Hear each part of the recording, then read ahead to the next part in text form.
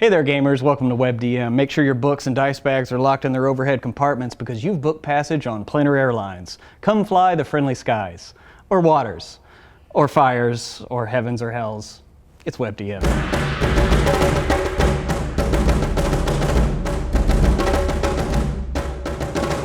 So, this is a fantasy game, but in the game you have the prime material plane. Yeah. Let's step away from that. Talking about planar adventures. Yeah, let's step away from the prime material. Yes. And get into the more esoteric. Yeah, so ethereal. The ethereal, the astral. One of the things that I like about Dungeons and Dragons and other fantasy type games is the infinite variety of places you can go and adventure. Yes. That it doesn't have to be stuck in sort of the pseudo medieval world that you might have created or using from a pre-made game. Yeah. Are we in the forest? Are we in the mountains? Right. Are we on the water? It could be, yes, all right, yeah, okay, but eventually you've exhausted natural terrain as a setting for your adventures, and you want to move beyond that and explore these fantastic locations. Exactly. One of the things I love the most about that TV show Adventure Time is how it handles planar travel as sort of like exploring the solar system and different planets, but also their planes of existence. So I like using that as a model when I can for planar adventures that I run now. Right. But planar adventures have been a part of my Dungeons & Dragons since the very beginning. Yeah. So, starting out, right outside the prime material, you have the transitive planes. Yeah, the two transitive planes. Of course, there are the mirror planes for the prime material, the Feywild and the Shadowfell, but those are really just versions of the prime material that are that have a characteristic associated with them. A little bit more wild or a little bit more undead. Right. But the transitive planes are the first like really different environments your characters might find themselves in when they start exploring the planes. Whether it's the sort of starry void of the astral plane with its dead gods floating through it, and thought is motion. The physical is completely left behind. Yeah, wizards traveling with their silver cords that are sort of attached to themselves, or the astral whales and Githyanki pirates. Those are all elements of an astral adventure. It's kind of sort of aesthetically and thematically similar to like Planescape or sort of a fantasy space kind of environment, except obviously there's no vacuum, there's nothing really, there's just thought. Right. I like to use the astral as like where dreams go, so if you're into like dream magic or dream prophecies, maybe there's strong connections to the astral plane there. Yeah. The flip side of that would be the ethereal, which is sort of, when it's closer to the prime material, is sort of a shadowy realm. I kind of think of it like whenever Frodo puts on the ring in the Lord of the Rings trilogy, this sort of like shadowy, what's going on kind of world that you can sort of see the mirror of the prime material, otherwise not.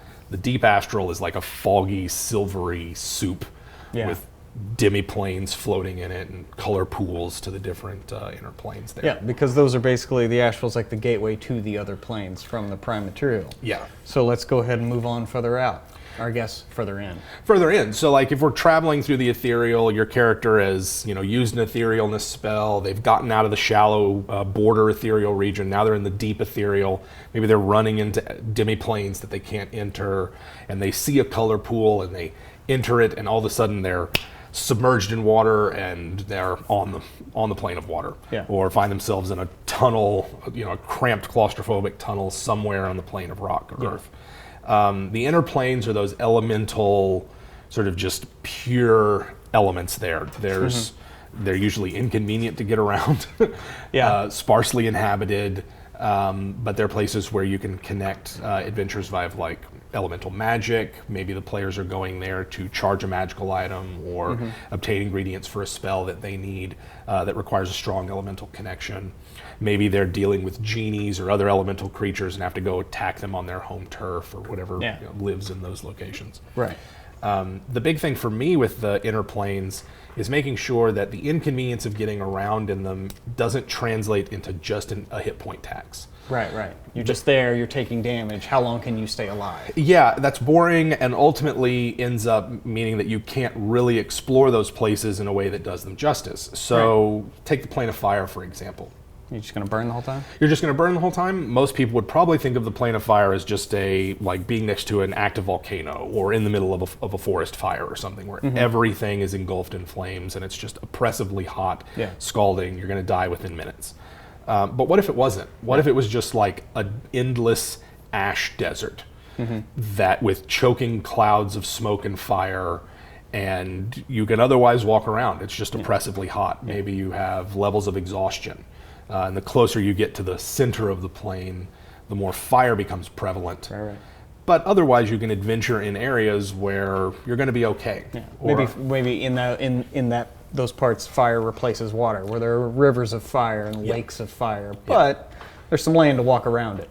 Yeah, it looks more like a Renaissance depiction of hell than it does, just a bonfire run wild. Right. And so, and maybe, they can go to the City of Brass and gain some kind of protection from the inhabitants there, or they can, find some kind of magic that does it. But what I like to avoid when traveling any of the planes is saying like, okay, you have to have this one particular spell that's absolutely required for you to get around here and use all your resources just using it.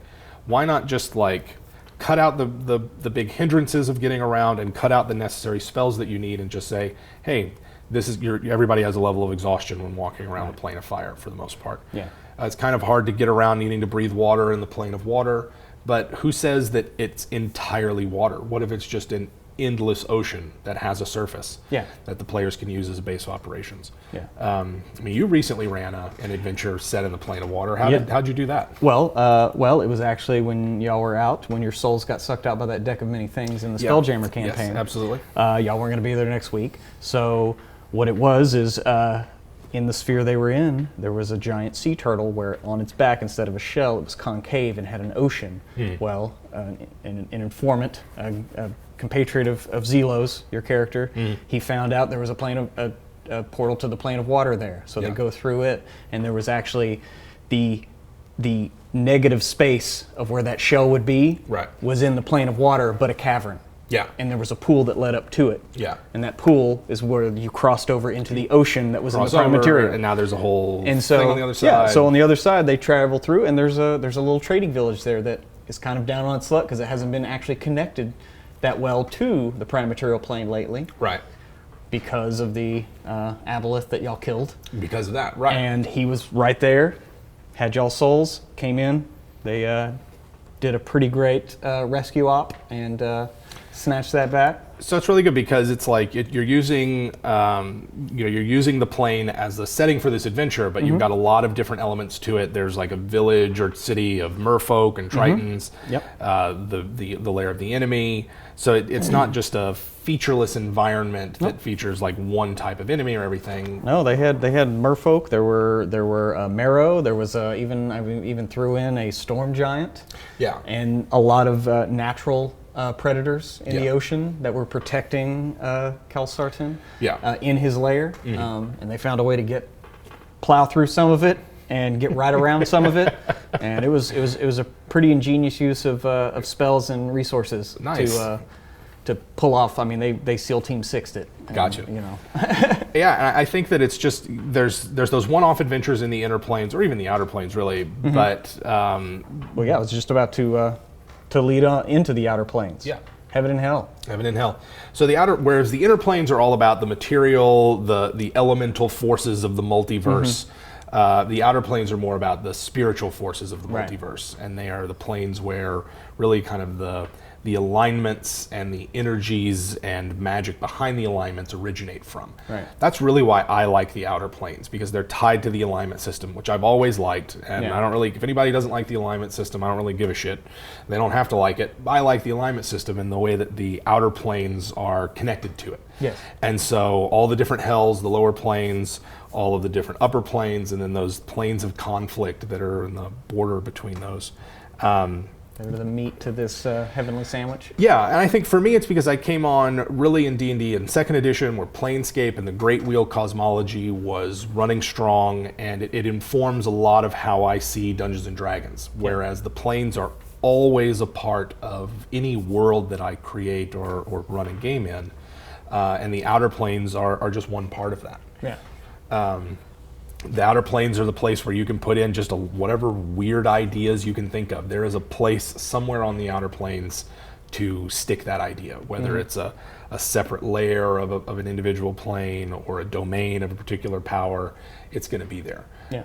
And I think that the big thing when thinking about outer planes is not to think of them as lifeless or static places. Right. People live there.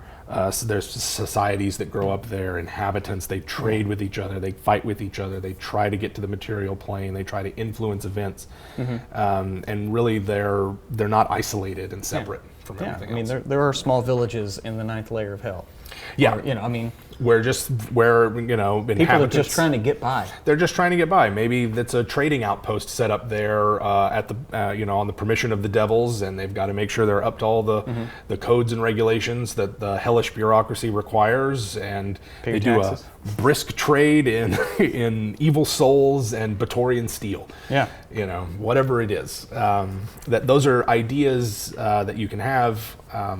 What I would say for adventures on the outer planes is think of a normal adventure idea that you have as a DM, whether it's a dungeon crawl or a mystery or a heist, and go read through the short descriptions of the planes in the DMG and see what would it change setting this adventure on one of those planes.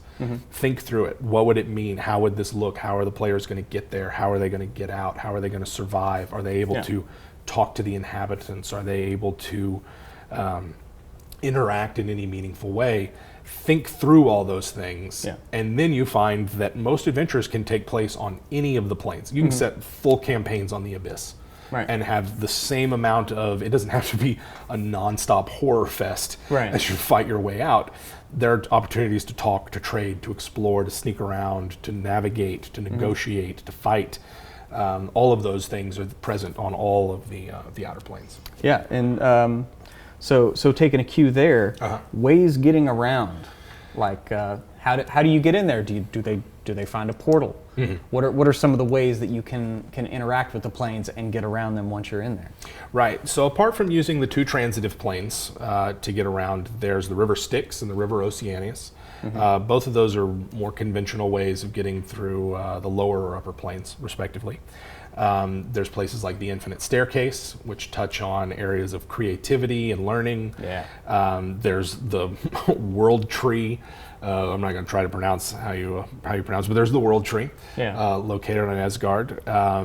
There's a ton of other places, and then of course there's Sigil, the City of Doors, where most planeswalkers in a traditional D&D type environment, that's how they get around. They just know what portals and the keys needed to open them. Yeah, at the local tavern in said town on the prime material plane, if you hold a chicken bone in your right hand and hop on your left foot through the bathroom, guess what? It's going to open up. You're in the plane of fire. It's going to open up, and that's really absolutely.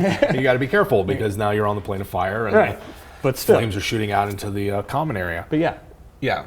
So I think like getting around the planes doesn't just have to be the use of spells and magical items. Like part of the appeal of a planar campaign where you're not doing just a one-shot, go in, SEAL Team 6 it, and then come out. You're wanting to spend time in the planes. DMs really need to think about how are the players going to get around? How are they going to planes walk, get from point A to point B? Are you going to make an adventure out of that journey? Or are you going to say, nope, this one portal gets you there, no problem? Or is it more of a situation of like, well, in order to get from point A to point B, you've got to go like this. And it's about hopping between all these alternate locations. And on every third Wednesday, this portal works, and this one's only one way, and then the other one's the other way going back, and this one's only works if it's reverse time.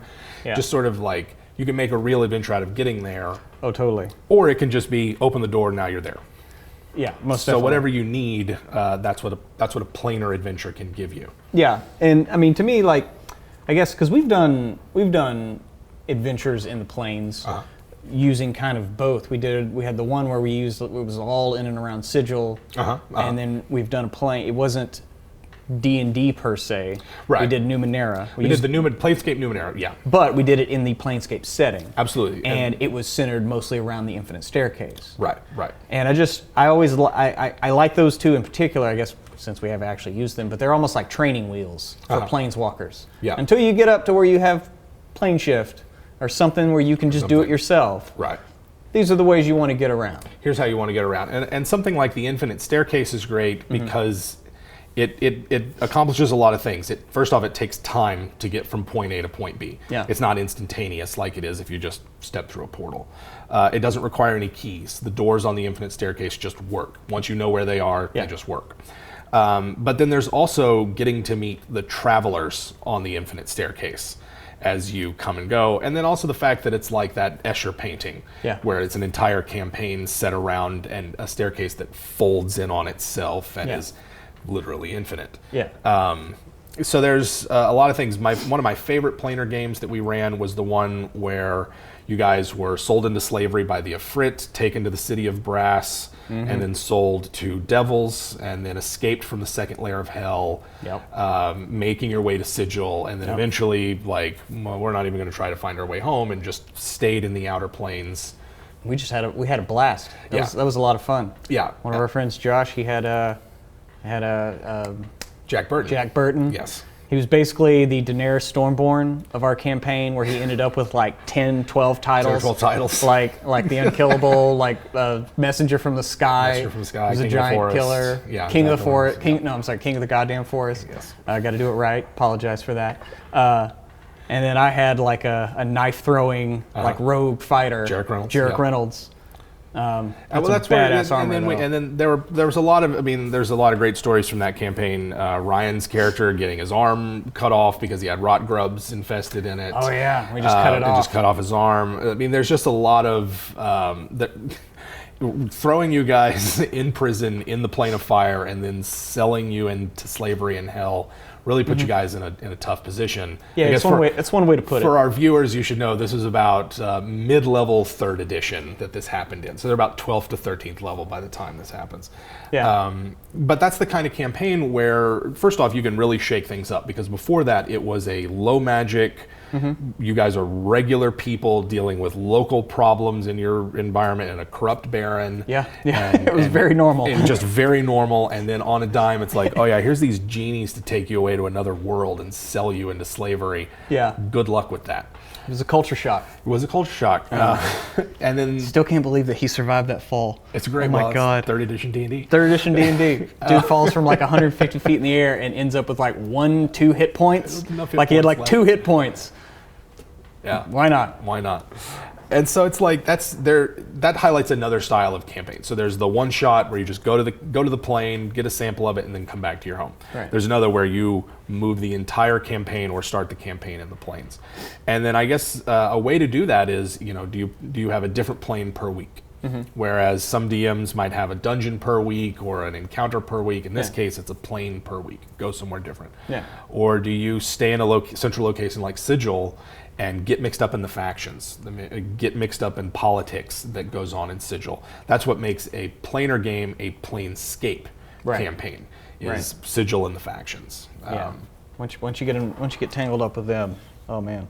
Yeah, and for them, that can be a lot for new players, particularly people who don't have access to all the books or who feel kind of, Planescape is one of those campaign settings where you can get overwhelmed by the options and the rules, particularly if you're trying to use all the rules from 2nd edition with things like, depending on where you are in the Outer Planes, your god might not be able to grant you all your spells, or your magic sword might not be as powerful as it was. Yeah, all your items take a -1 to all their pluses. Right. So in 2nd edition, there's a whole page of rules for each plane and how it works. That can be fun.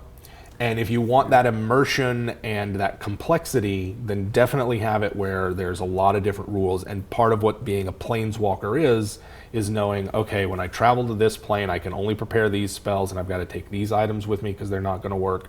And just that player knowledge of how the planes work. Or you can do it like 5th edition does, where the rules per plane are really short and more meant to establish like a theme or an overall tone. Yeah, just get a flavor. Just to give it a little flavor, like, okay, we are somewhere different. The Abyss is different, but it's not. It doesn't come with 2 pages of rules that you have to remember every time you travel there.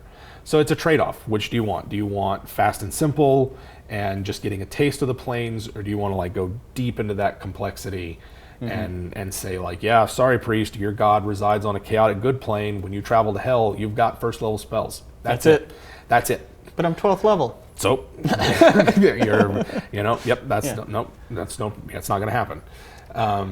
And that, what I like about those complex rules is it helps to reinforce a sense of the planes as a living place. Why don't the angels in Mount Celestia get all of the paladins and holy knights and clerics together and go invade the 9 hells and just wipe them out? Well, Well, because it's difficult to get there. Their magic's not going to be as powerful as it is. And you're attacking them on their home turf. You're attacking them on their home turf, and you run the risk of becoming corrupt yourself and having a bunch of fallen angels amidst your midst. That's why they don't. Yeah. Same reason why they don't get together and invade Elysium. Right. Yeah, that kind of thing.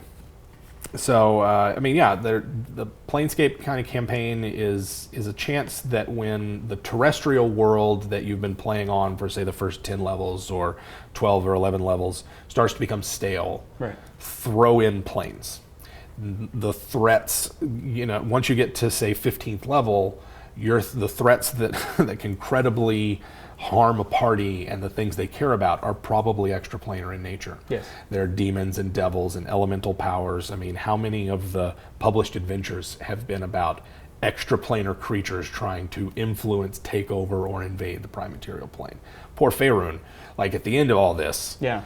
Yeah, they're right? like... That's another episode where we can talk about how much They're like Faerun, Germany of the late 19th century. Right? Is that about no? How many? They're the battlefield. They're the battlefield for everyone else. For everyone else. Yeah. And so, I mean, maybe that's another show where we talk about the peril that Faerun's been placed in, and what it's like to be a normal person. Yeah, normal person with all this insanity going on. So once again, thanks for watching WebDM. Go ahead and subscribe. Let us know in the comments. Head on over to Facebook. Like us over there. Tell your friends about us. Come on back next time. We can't wait to see you. Have a good one.